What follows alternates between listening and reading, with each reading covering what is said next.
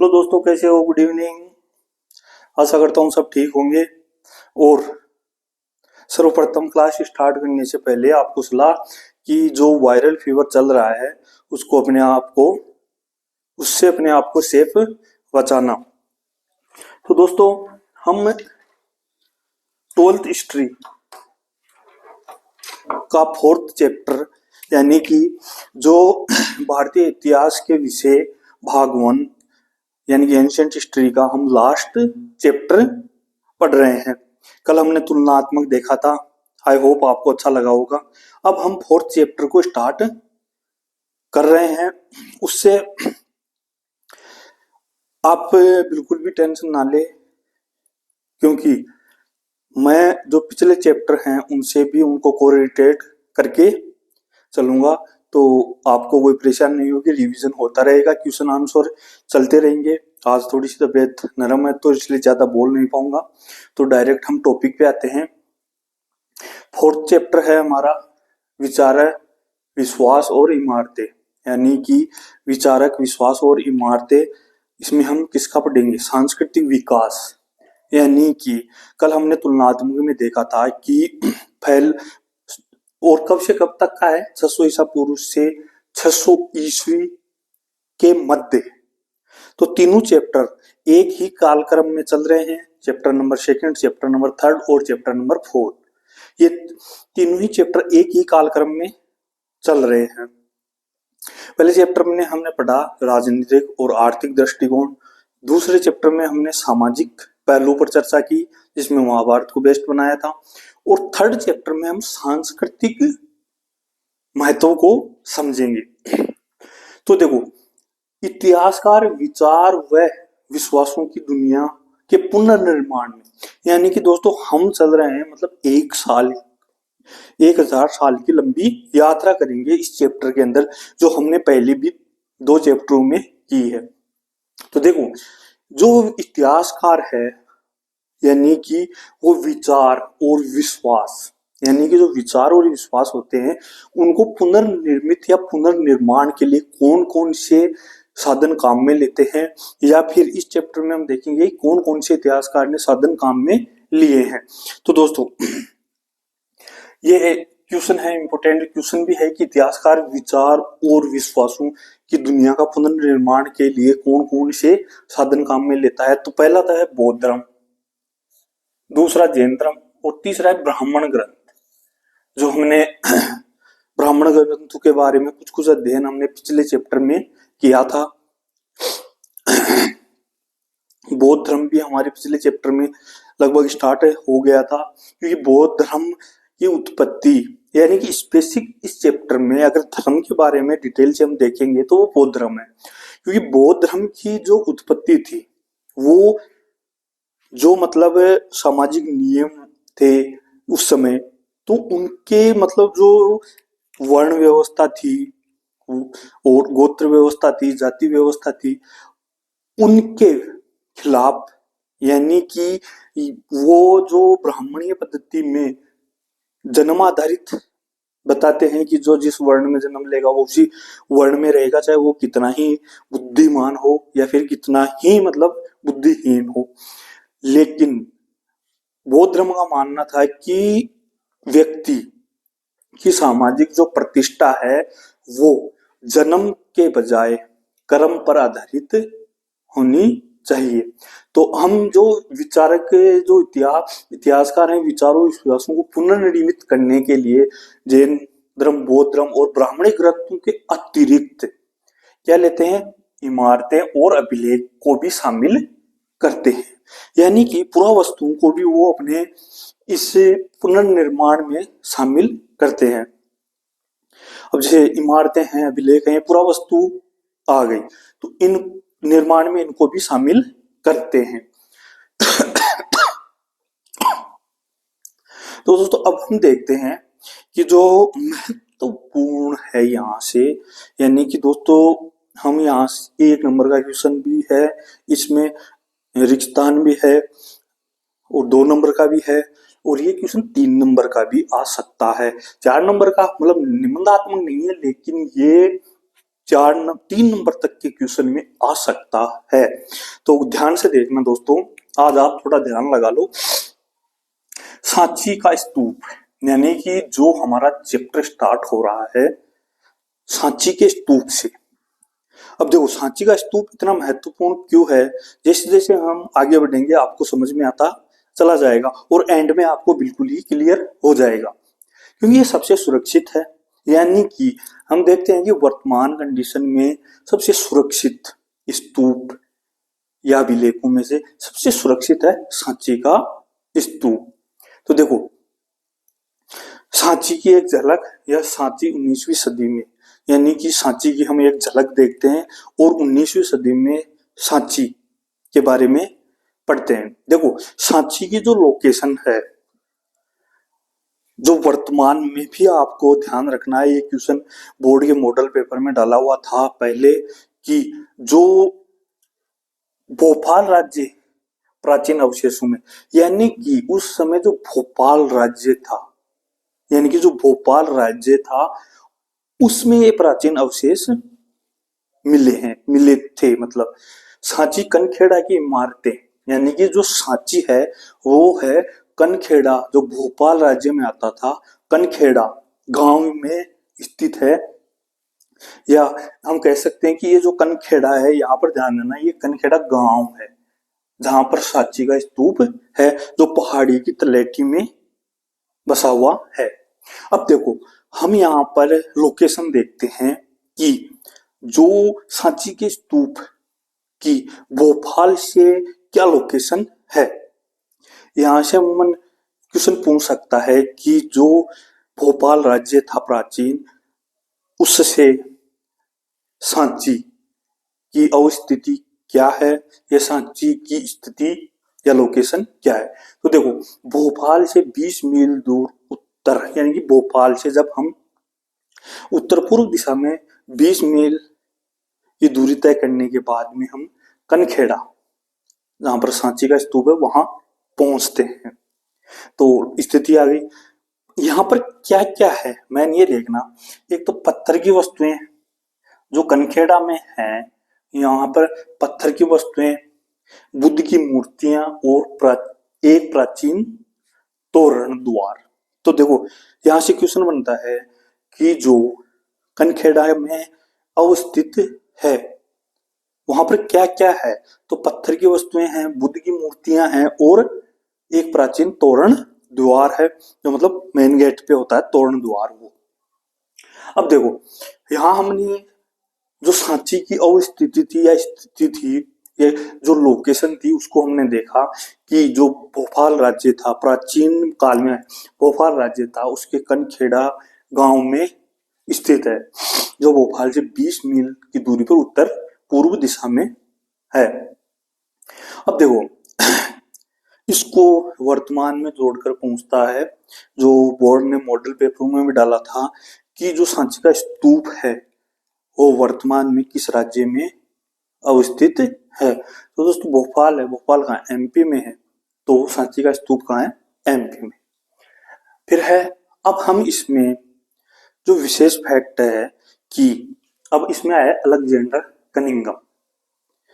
ये कौन था और इसका क्या रिलेशन था सांची के स्तूप से। देखो दोस्तों यहाँ पर दो विद्वान जो ब्रिटिश इंडिया के हैं, यानी कि ब्रिटिश जो अंग्रेज हैं दो, एक तो अलेक्जेंडर कनिंघम और जो दूसरा है वो है जॉन मार्शल।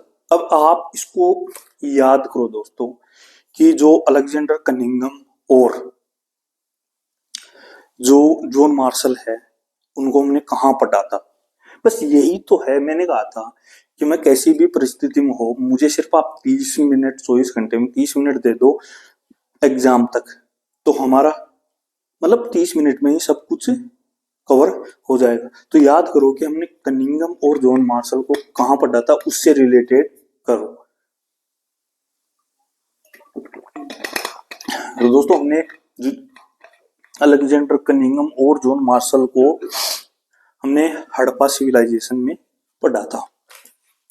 तो अब हम यह देखते हैं कि जो सांची का स्तूप है उसमें कनिंघम का क्या रोल है या उसने वहां पे ऐसा क्या किया कि वो उनसे संबंधित है। तो देखो, अलेक्जेंडर कनिंघम ने सांची के स्तूप का यानी अवशेष है वहां पे जो उनका निरीक्षण किया, यानी कि जो सांची के स्तूप है उनका निरीक्षण किया पहला। दूसरी चीज, अभिलेखों को पढ़ा, यानी कि जो वहां पर अभिलेख थे उनको पढ़ा, और जो गुम्बद नुमा ढांचे के बीचों बीच खुदाई की। जो वहां पर एक गुम्बद नुमा ढांचा था उसके बीचों बीच उन्होंने खुदाई की। तो यहाँ पर कनिंघम का रोल इतना है कि एक तो उन्होंने वहां के अवशेषों का निरीक्षण किया, प्लस दूसरा था कि उन्होंने अभिलेख को पढ़ा और जो गुम्बद नुमा ढांचा था उसके बीचों बीच खुदाई की। अब देख दोस्तों, 19वीं सदी में क्या है कि यूरोपियों में, यानी कि जो यूरोपीय देश थे वहां के लोगों में जो सांची का स्तूप है उसको लेकर गहरी दिलचस्पी पैदा हुई। तो इसमें सर्वप्रथम फ्रांसीसियों, यानी कि जो फ्रांस देश था वो जो उपनिवेश बनाता था उनको फ्रांसीसी कहा जाता था। तो फ्रांसीसियों ने सर्वप्रथम इसमें अपनी गहरी दिलचस्पी दिखाई और उस समय जो भोपाल के शासक थे उनसे आग्रह किया इनको फ्रांसीसी संग्रहालय में प्रदर्शन के लिए। तो महाराज जो शासक थे वो कंफ्यूज थे। इसके बाद तुरंत ही अंग्रेजों ने भी इसमें दिलचस्पी दिखाई और उन्होंने भी वहां के शासक से यही मांग की। अब उस समय वहां के शासक थे शाहजहां बेगम, यानी कि उस समय जो वहां के शासक थे वो शाहजहां बेगम से इजाजत मांगी। तो अब ये स्थिति और ज्यादा बढ़ गई कि दोनों ने उसकी मांग की, तो दोनों को प्लास्टर प्रतिकृतियों से संतुष्ट किया, यानी कि प्लास्टर से दोनों की सेम प्रतिकृतियां, यानी कि उसकी तरह दिखने वाली सेम आकृतियां बनाई, जिससे वो संतुष्ट हो गए। अब है प्राचीन स्थल की रख रखाव, यानी कि जो ये सांची का स्तूप वर्तमान में सुरक्षित है, जो सबसे सुरक्षित हमने देखा था वो किन की बदौलत रहा। तो देखो, प्राचीन ये तो एक तो था शाहजहां बेगम, दूसरा है सुल्तान जहां बेगम। तो ये दोनों, यानी कि शाहजहां बेगम का उत्तराधिकारी कौन था? सुल्तान जहां बेगम। तो इन दोनों ने मतलब वहां पर उनके विकास के लिए काफी धन अनुदान में दिया। तो यानी कि यहाँ पर है सांची से जो रिलेटेड हमारे चैप्टर में दो शासकों का जिक्र है, एक है शाहजहां बेगम और दूसरा है शाहजहां बेगम। अब है जॉन मार्शल। अलेक्जेंडर कनिंघम को पढ़ा, अब है जॉन मार्शल। तो देखो, जॉन मार्शल ने भी सांची के स्तूप पर महत्वपूर्ण ग्रंथ लिखे और वो ग्रंथ उन्होंने किसको समर्पित किए? सुल्तान जहां बेगम, यानी कि वहां के उसके टाइम में शासक कौन था? अलेक्जेंडर कनिंघम के टाइम में शाहजहां बेगम शासक था और जॉन मार्शल के समय उनका उत्तराधिकारी सुल्तान जहां बेगम को जो ग्रंथ लिखा था वो उनको समर्पित किया। तो वहां पर सुल्तान जहां बेगम ने दान दिया और वहां पर संग्रहालय का निर्माण किया और वहां पर रहने के लिए मतलब जो अपन बोलते धर्मशाला है इनका वहां पर निर्माण कराया गया। किसके द्वारा? सुल्तान शाहजहां बेगम के द्वारा। और इन्होंने उन्हीं संग्रहालयों में बैठ के जॉन मार्शल ने ये ग्रंथ लिखे जो सुल्तान जहां बेगम को समर्पित किए थे। अब है सांची के स्तूप को सुरक्षित बचने का क्या कारण है? क्योंकि वर्तमान में हम देखते हैं कि सबसे सुरक्षित माना है। तो देखो, एक तो है जो ये यहाँ के शासक थे उनके विवेकपूर्ण निर्णय। तो अगर क्वेश्चन आ जाए कि सांची के स्तूप को सुरक्षित बचने के क्या कारण थे, ये ऑब्जेक्टिव भी हो सकता है और वन लाइनर भी। तो देखो पहला तो वहां के शासकों का विवेकपूर्ण निर्णय। दूसरा, एक चीज याद करो, हड़प्पा हमने देखा था कि मोहनजोदड़ो से पहले हड़प्पा यानी की खोज हुई थी, लेकिन वो हड़प्पा की तरह इतना, मोहनजोदड़ो सबसे विशाल था और सबसे महत्वपूर्ण शहर बन गया, जबकि हड़प्पा की खुदाई पहले हुई थी। लेकिन सिंधु घाटी सभ्यता का सबसे प्रमुख शहर, मतलब प्रथम स्थान पर मोहनजोदड़ो। तो देखो वहां पर हमने देखा था कि जो रेलवे लाइन डल रही थी, वहां पर उनके अवशेषों से जो ईंटें थी वो रेलवे लाइन के काम में ले ली, इसलिए उस शहर का जो स्ट्रक्चर था जो हड़प्पा का वो बिगड़ गया या वो उनका विध्वंस हो गया। तो उसी प्रकार किसी रेलवे ठेकेदार की नजर यहाँ पर नहीं पड़ी सांची के स्तूप पर। तो ये दो रीजन मेन है जिनसे ये सुरक्षित बच गया। और हड़प्पा का जो मतलब स्ट्रक्चर खराब हुआ था वो यही तो था, रेलवे लाइन की वजह से। तो दोस्तों ये है आज की 4th चैप्टर की स्टार्टिंग, जिसमें हमने सांची का स्तूप देखा। अब ये है, अब क्वेश्चन है दोस्तों। पहला है, ताज उल इकबाल तारिक भोपाल क्या है? यानी कि ताज उल इकबाल भोपाल तारिक क्या है? तो दोस्तों ये है एक आत्मकथा। पहले सिंपल सा आंसर आएगा इसका, आत्मकथा। तो ऑब्जेक्टिव में ये है, तो ये आत्मकथा है। और इसमें देखते हैं ये भोपाल का इतिहास और भोपाल के नवाब, यानी कि हम इसमें देखते हैं विशेष में, तो इसमें क्या है,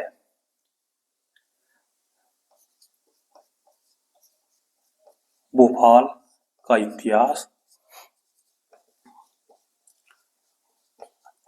और अब ये आत्मकथा किसकी है?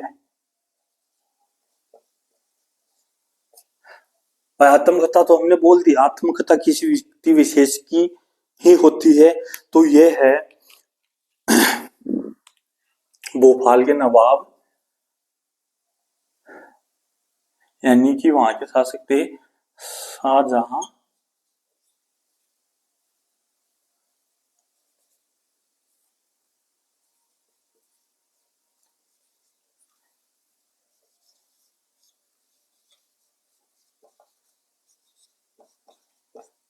तो दोस्तों ये है, एक तो भोपाल का इतिहास है, दूसरी भोपाल के शासक उस टाइम में शाहजहां बेगम की आत्मकथा है। अब देखो दूसरा क्वेश्चन है, सांची के स्तूप को किसने संरक्षण प्रदान किया? तो यहाँ पर हमने इसके बारे में डिटेल से देखा है। तो देखो सांची के स्तूप को किसने संरक्षण प्रदान किया, ये ऑब्जेक्टिव में भी आ सकता है, रिक्तान में भी पूछ सकता है और ये वन लाइनर में भी आ सकता है। तो देखो सिंपली इसका आंसर होगा, देखो सिंपली आंसर आएगा भोपाल के शासक।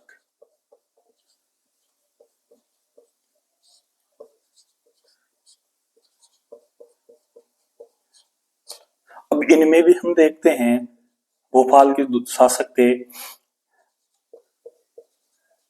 शाहजहां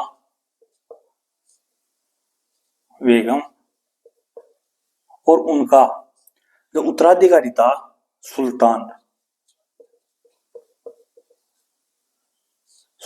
जहां बेगम।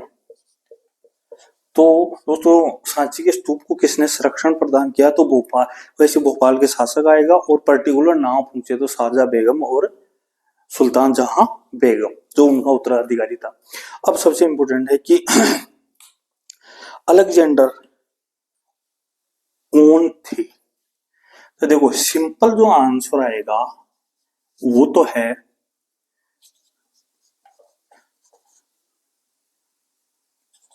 भारतीय पुरातत्व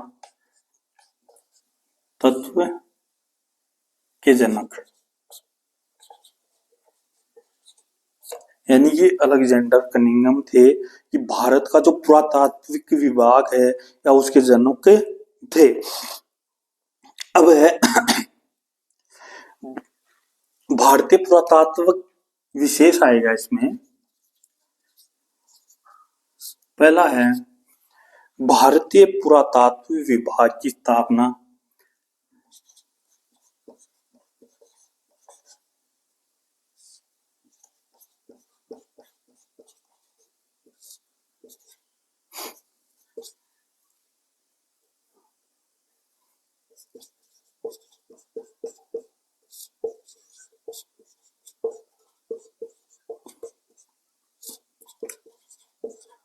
तो भारतीय पुरातात्विक विभाग की जो स्थापना की थी वो अलेक्जेंडर कनिंघम ने 1861 में की थी।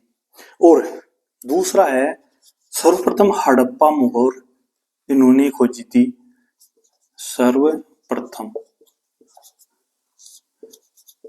हड़प्पा मोहर प्राप्त की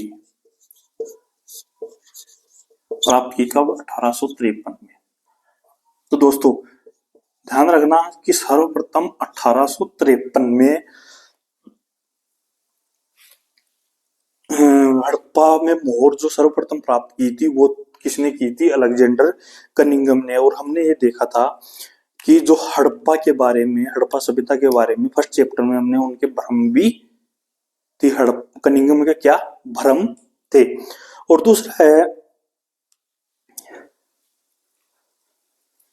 दूसरा इसमें सबसे महत्वपूर्ण है दोस्तों कि हड़प्पा सभ्यता को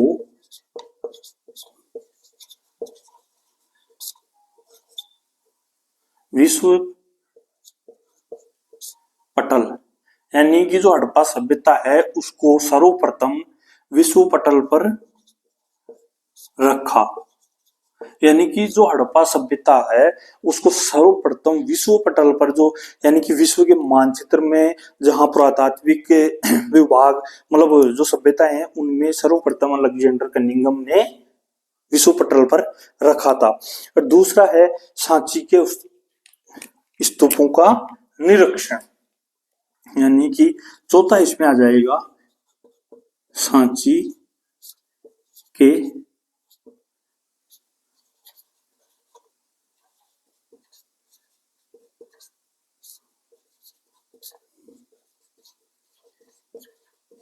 तो दोस्तों देखो सांची के अवशेषों का निरीक्षण किया था। तो देखो अलेक्जेंडर कनिंघम है तो भारतीय पुरातत्व विभाग के जनक कहते हैं, प्रथम डायरेक्टर जनरल थे। दूसरा पुरातत्व विभाग की इन्होंने स्थापना की थी 1861 में, यानी कि इनके नेतृत्व में। सर्वप्रथम हड़प्पा मोहर भी इन्होंने प्राप्त की थी 1853 में। दूसरा हड़प्पा सभ्यता को विश्व पटल यानी कि विश्व के समक्ष इन्होंने ये कनिंघम ही लेके आए थे। और सांची के अवशेषों का निरीक्षण भी किया था। अब है चौथा क्वेश्चन और लास्ट क्वेश्चन है दोस्तों। देखो क्वेश्चन बहुत हो गए क्योंकि ये विशेष है। अब यहां से कितने क्वेश्चन बन गए या आप कमेंट सेक्शन में कमेंट करके बताना। तो ये है जॉन मार्शल ने किस स्तूप पर ग्रंथ लिखा? तो आंसर आएगा Sanchi.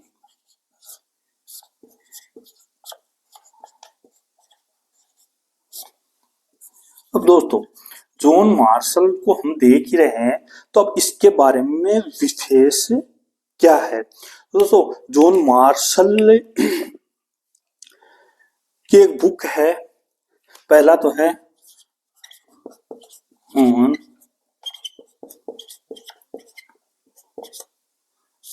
Mohenjodaro and the Indus civilization. Indus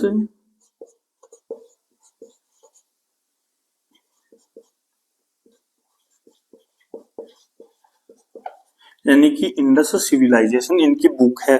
तो ये हड़प्पा सभ्यता पर बेस है। तो देखो हमने यहाँ पर हड़प्पा के बारे में भी कुछ कुछ अध्ययन प्रश्नों के माध्यम से हम कर रहे हैं। और सर्वप्रथम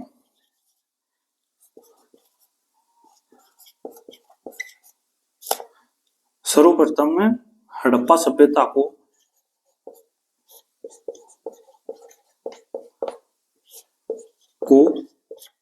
विश्व की नवीन सभ्यता घोषित किया कि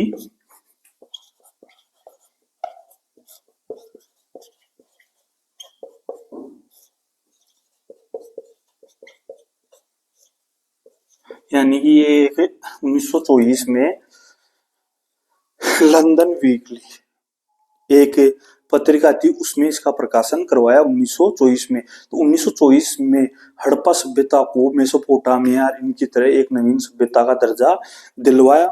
और एक इनके बारे में सबसे महत्वपूर्ण है कि यानी कि हड़प्पा व मोहन